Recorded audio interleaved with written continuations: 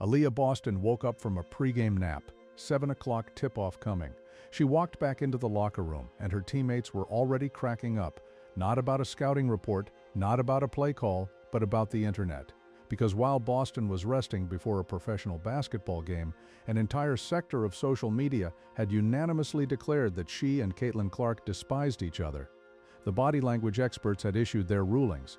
The hot take merchants had published their verdicts, and the most vocal critic in the room, the one who had been building her anti-Caitlin career on exactly this kind of narrative for 2 straight years, had framed it all as evidence of something deeper and darker. Boston's response. She looked at her teammates and said, "Girl, you good?" The answer was yes. They had a game at 7. That was it. The entire soap opera collapsed in a single sentence. Connecting the dots here reveals something that should embarrass every outlet that ran with that drama. Aliyah Boston sat down with Sue Bird on the Bird's Eye View podcast and delivered what might be the single most effective rebuttal of the Sheryl Swoopes narrative this league has ever seen, and she did it without once saying Swoopes' name. No dramatic monologue, no pointed jabs, no defensive posturing, just calm, specific honest detail about what her relationship with Caitlin Clark actually looks like from the inside.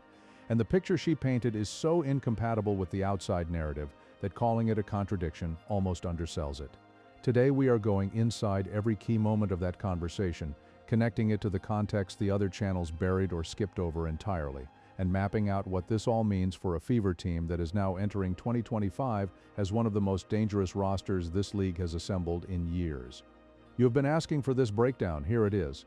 If this kind of detail-first analysis, the kind that actually goes inside the film instead of reacting to the headlines, is what keeps you coming back, hit that like button right now. It is the clearest signal we have that this work is worth continuing to do. Let's establish the actual stakes before we go any further, because this is not just a warm story about 2 teammates building chemistry. There is a specific 2-year-long narrative that has been pumped into the WNBA discourse by a specific set of voices, and the person most responsible for keeping that narrative alive is Sheryl Swoopes. Her position on Caitlin Clark has never been ambiguous. She has questioned Clark's legitimacy, suggested the attention Clark receives is manufactured rather than earned, and repeatedly implied through tone phrasing and strategic omission that the energy inside Indiana's locker room was not what the organization was presenting publicly. She referenced players being unhappy. She used framing that positioned the Fever as a team under internal stress rather than a team in the natural, sometimes messy process of building something real. And critically, not one single piece of that commentary was ever sourced from a verified insider, a player, or anyone with actual access to that locker room. It was vibes converted into verdicts, and then packaged as analysis. What made Swoopes particularly effective in that role is the credibility she carries as a former WNBA star. When a Hall of Famer suggests something smells off about a situation, a portion of the audience listens, even when that Hall of Famer is working from screenshots and TV body language readings rather than actual information. The broader media ecosystem around women's basketball amplified those takes because conflict and dysfunction generate engagement far more reliably than growth stories do. And so a narrative that originated in speculation was treated as reporting, laundered through enough repetition that it started to feel established. Boston's podcast appearance does not chip away at that architecture. It demolishes the foundation. Here is the part of the Boston Clark story that most dedicated Fever fans know at surface level, but have never fully reckoned with in terms of what it meant emotionally and competitively. These 2 players did not arrive in Indiana as strangers. They arrived carrying a very specific shared history, one where Boston was on the losing end of one of the most explosive individual performances in recent NCAA tournament memory. Go back to the Final Four. Caitlin Clark, playing for Iowa, dropped over 40 points on Boston's South Carolina squad. 40 points in a Final Four against a South Carolina program that was one of the most dominant teams in the country. Built around elite defensive principles and experienced players who had been in big moments before, it did not matter. Clark torched them from everywhere on the floor and left no good answer. Boston had a front row seat to every single one of those points. She was a cornerstone of that Gamecocks roster. Not a peripheral player, not someone who could excuse the result as happening around her. She was in the middle of it. And the memory of watching someone detonate like that in the biggest game of your college career is not the kind of thing that fades quickly. Fast forward to draft day in Indiana, the Fever select Aliyah Boston. Then they select Caitlin Clark. 2 players who months earlier had been on opposite sides of one of the most one-sided Final Four results in recent history. That is a loaded dynamic, walking in the door before a single WNBA practice ever happens. Most players would manage that awkwardness politely and let it sit unspoken. Boston did the opposite. She told Clark directly early that she was still carrying that Final Four game and needed to get it off her chest. She acknowledged the absurdity. "You torched us. Now we are on the same team. What exactly is happening?" And she did it with enough humor and honesty that it opened a door rather than closing one. That moment of voluntary vulnerability in what could have been an uncomfortable situation tells you a great deal about Boston's emotional intelligence. And it tells you how the partnership that followed was able to develop as fast as it did. Once they moved past the history, what emerged on the court started becoming apparent with remarkable speed. And when you hear Boston break down the actual mechanics of how their partnership functions at a technical level, you understand immediately why this is not a star and her supporting cast situation. This is two high basketball IQ players who have learned to operate as a genuine unit that creates problems defenses have not fully solved. The pick and roll is where it shows up most visibly. Boston described the specific logic of how it works and why opponents cannot find a clean answer. Clark's gravity as a shooter is exceptional. Defenses simply cannot afford to go under screens when she sets them, because if there is any daylight in that pull-up range, the shot is going up, and the percentages say it is going in. That reality forces defenders to hedge aggressively or switch entirely, and the moment they commit to containing Clark, Boston is already reading the new geometry of the defense and moving into the space that decision just created. She is not waiting to be told where to go. She is anticipating the consequence of what the defense chose and arriving before anyone is ready to stop her. What separates this from standard pick-and-roll execution is the timing and the trust underneath it.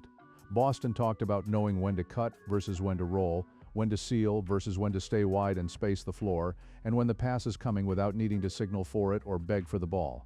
That sequencing is not something you can install in a playbook meeting. It develops through hundreds of repetitions, through two players genuinely studying each other's habits and inclinations, and through a level of mutual attention that only exists between players who are fully bought into each other's success.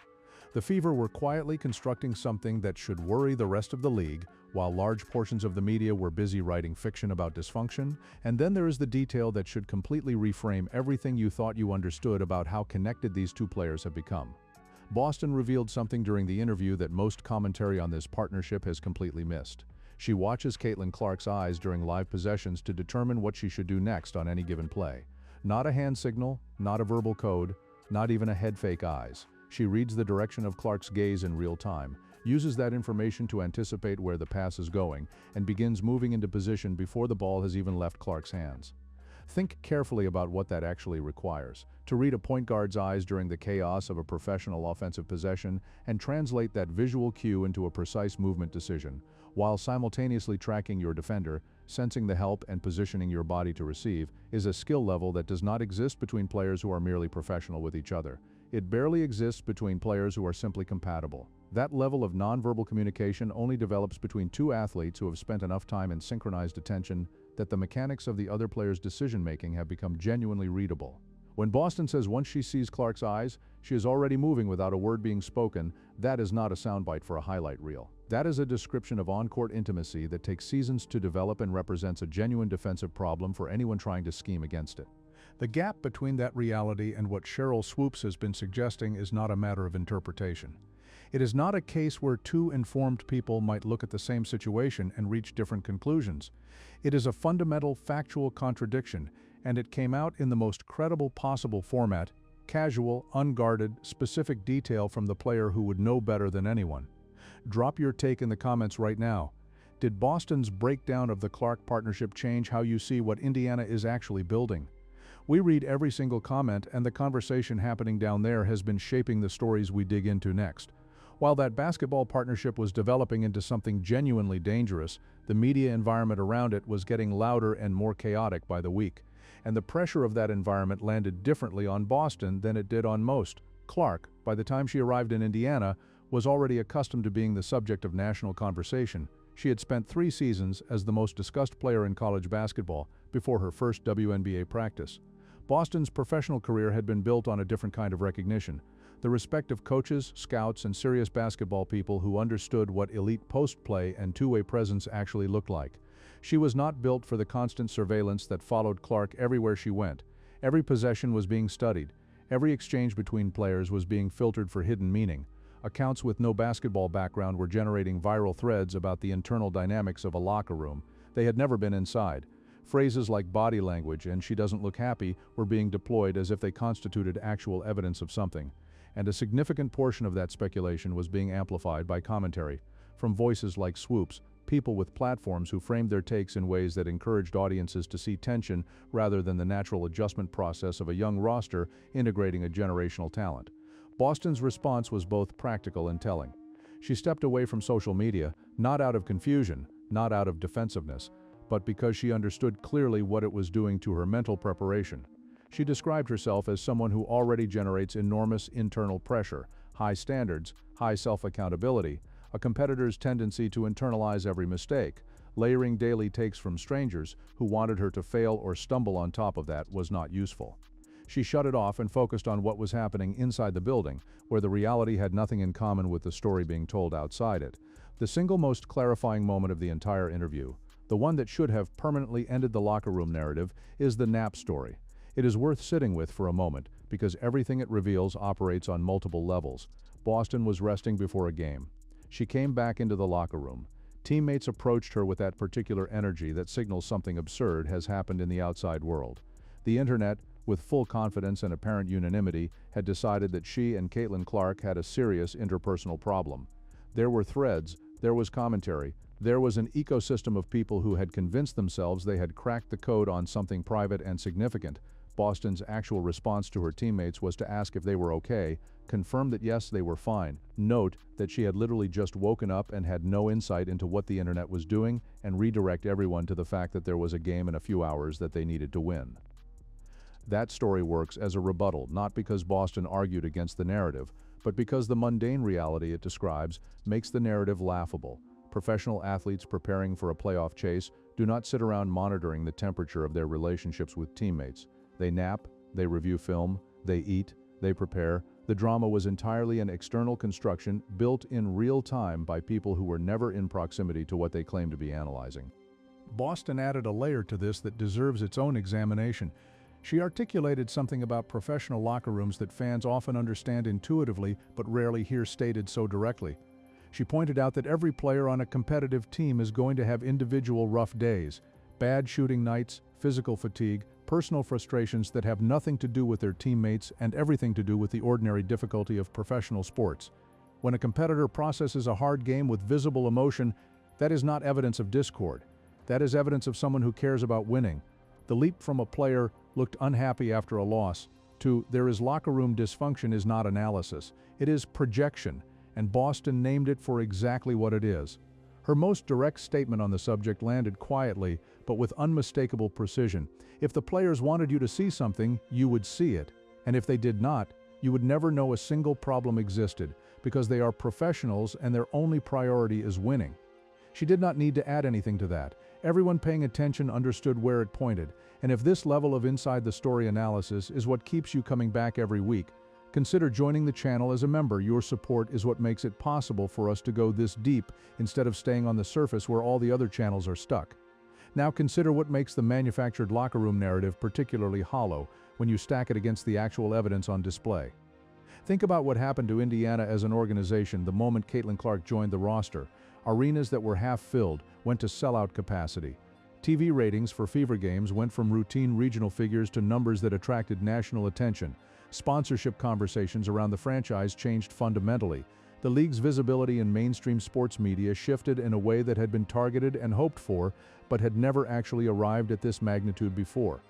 Boston acknowledged all of this directly during the interview, and the way she framed it is important. She did not describe Clark's arrival as something that complicated the team's identity. She described it as something that served the entire league, including every player on the roster. Her specific observation was that fans who initially show up to see Caitlin Clark do not leave only knowing about Caitlin Clark. They discover other players, they start following other careers, they begin caring about the broader sport in ways they were not doing before. That is not the observation of someone who resents a famous teammate's presence. That is the perspective of a player who understands at a structural level what a transformative talent does for everyone who shares the floor with her. If someone in your life is still operating off the Swoopes narrative, share this video with them. This is the breakdown that finally puts it to rest with specifics instead of just pushback. The technical reality of Indiana's offense also gives us a window into something. The narrative crowd tried to weaponize but got completely backward. Boston addressed the visible difference in how the Fever play when Clark is on the floor versus when she is sidelined, a difference that certain commentators framed as evidence that the offense was too dependent on one player in ways that would expose the team's limitations.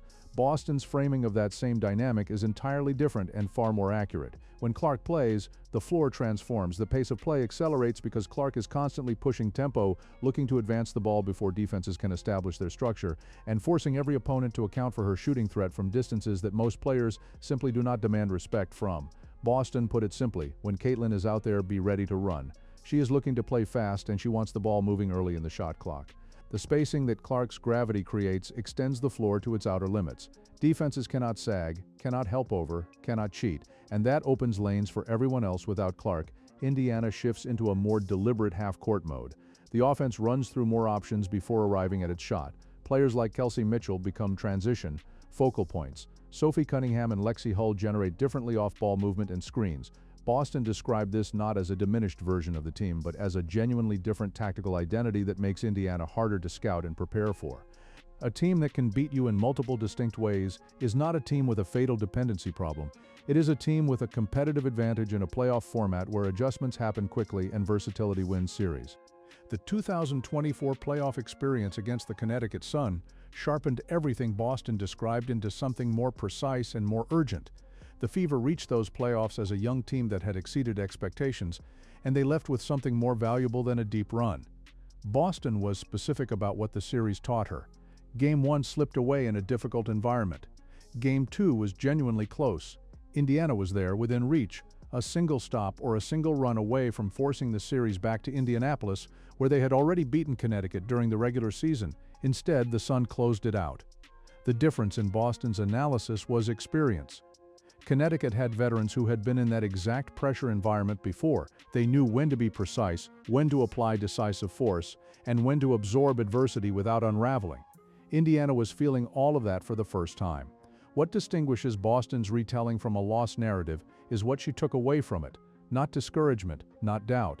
Something closer to clarity. She described the proximity of that near miss and then immediately pivoted to what it created going forward. That feeling of being so close without getting through is not comfortable, but it is instructional in ways that no practice environment can replicate. It tells you precisely what the gap looks like and exactly what needs to close. Now that information is inside the Fever's institutional memory. The players who were in that series know what playoff pressure feels like from the inside. They know how veteran teams close games. They know the margin is smaller than it looks from the outside, and that execution in the final 2 minutes means something fundamentally different in a playoff setting than it does in the regular season. That knowledge traveled with them into the offseason and into every roster decision that followed. The 2025 Indiana Fever are not the up-and-coming team trying to make noise anymore. New coaching staff, significant roster additions, and expectations that have been recalibrated all the way to championship conversation. Boston was direct about how the group has processed that shift. The mindset entering this season was not to compete or to show improvement. The mindset was to win the whole thing. When you approach every season from that position, and you understand it is a process, new faces, new systems, time needed for the pieces to integrate, the external pressure does not change the internal target. It just becomes background noise. Sheryl Swoopes spent 2 years constructing a narrative about a franchise in conflict. Aliyah Boston spent one afternoon on a podcast turning that entire story into evidence of how disconnected outside commentary can get from actual reality, while simultaneously revealing a partnership built on trust, deep enough that one player reads the other's eyes to make real-time decisions, and a locker room culture unified enough that when the internet declared a crisis, the players inside it laughed and went back to preparing for a 7 o'clock game. When the Fever are fully healthy in 2025, when Clark is running the floor and Boston is reading those eyes, and the whole roster is operating from the playoff experience they earned last year, what Boston described in that interview is not going to look like potential anymore. It is going to look like a serious problem that nobody in this league has a clean answer for. Make sure you are subscribed with your notifications on so you do not miss our full breakdown of Indiana's 2025 championship case, because the window is open, the pieces are in place, and the team that once absorbed all of that manufactured drama without breaking is now the team everyone else has to figure out how to stop. Click the video on screen, and we will see you in the next one.